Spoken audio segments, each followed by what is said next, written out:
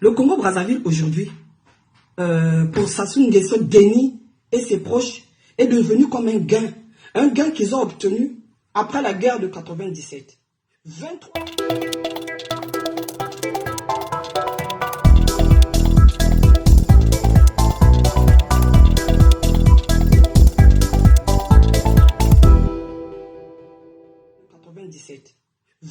ans après, aujourd'hui, là, au Congo, il n'y a pas d'eau, il n'y a pas d'électricité. Tous les Congolais rêvent. Tous les soirs, quand un Congolais dort, il rêve de quitter le pays. Et vous êtes fiers de ça. Oh, moi, en tant que mère, en tant que femme, lorsque je vois la situation que traverse mon pays, je ne peux plus continuer à me taire. Après l'élection de 2016, je l'avais dit, après le coup d'état électoral de 2016, je l'avais dit que le Congo sera ingouvernable. C'est ce que nous vivons. Dites-moi, M. Sassou Nguesso s'est autoproclamé président de la République après cette élection de 2016. Il s'est autoproclamé, hein, parce qu'il n'a pas été réélu par le peuple. Vous comprenez bien, dans un pays où la CENI n'est pas indépendante, on ne peut pas vous proclamer des résultats en défaveur du président Satan. C'est pour ça que rien ne va au Congo. Et partout ailleurs, en Afrique, francophone surtout. Parce que la France nous impose ses sous-préfets à elle, qui vont favoriser le pillage de nos ressources, de nos matières premières, au détriment de notre peuple.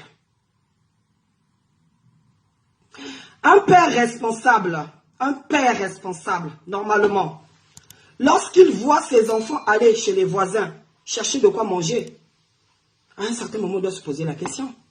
Dans la vie, lorsqu'on a échoué, aujourd'hui, le général Mokoko croupit en prison avec le candidat Okomi Salissa, parce que vous avez volé la victoire du peuple. Au lieu de faire mieux, vous avez fait encore pire. La crise congolaise, elle est profonde. Le Congo est dans une crise financière. RFI l'a révélé. Que les pays de l'Afrique subsaharienne sont surendettés, terriblement endettés. Jusqu'à quand allez-vous vous contenter de faire les griots? Vous savez quoi? Lorsqu'on a échoué dans la vie, on doit prendre le temps de s'asseoir, de se poser les bonnes questions, tout en écoutant les conseils, tout en acceptant la critique, afin d'y remédier. Monsieur Sassou Nguesso, la dureté de son cœur, parce que M. Sassou Nguesso a un cœur dur. Je ne sais pas comment vous faites pour voir comment les Congolais souffrent. L'éducation a été tuée. Tous les domaines, aucun domaine au Congo ne fonctionne comme il faut. M. Sassou Nguesso, un père irresponsable, un père de la nation, comme vous vous êtes autoproclamé vous-même. L'irresponsabilité consiste à voter ses propres textes de loi et à ne pas être capable de les mettre en pratique. C'est comme aujourd'hui pour nous qui sommes conducteurs. Lorsque tu conduis un véhicule, à un certain moment, nous avons tous une vignette.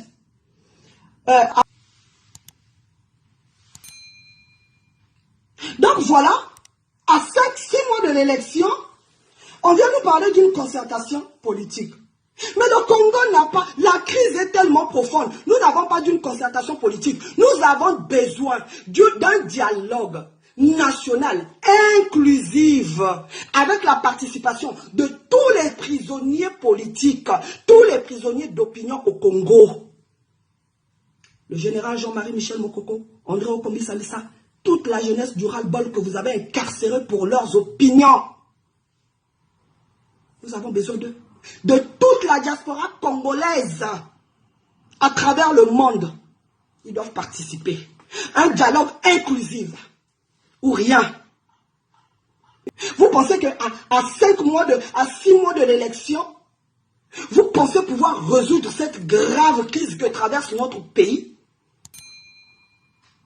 Ou ce n'est pas une façon, parce que vous le sentez et vous le voyez, vous sentez que le peuple, aujourd'hui, le peuple congolais est déterminé à vous ôter ce pouvoir-là. Et Sassou, là où il est assis, il est conscient que sa descente aux enfers est assurée. Il est bien sur cette pente-là, la pente descendante-là, qui va lui conduire aux enfers.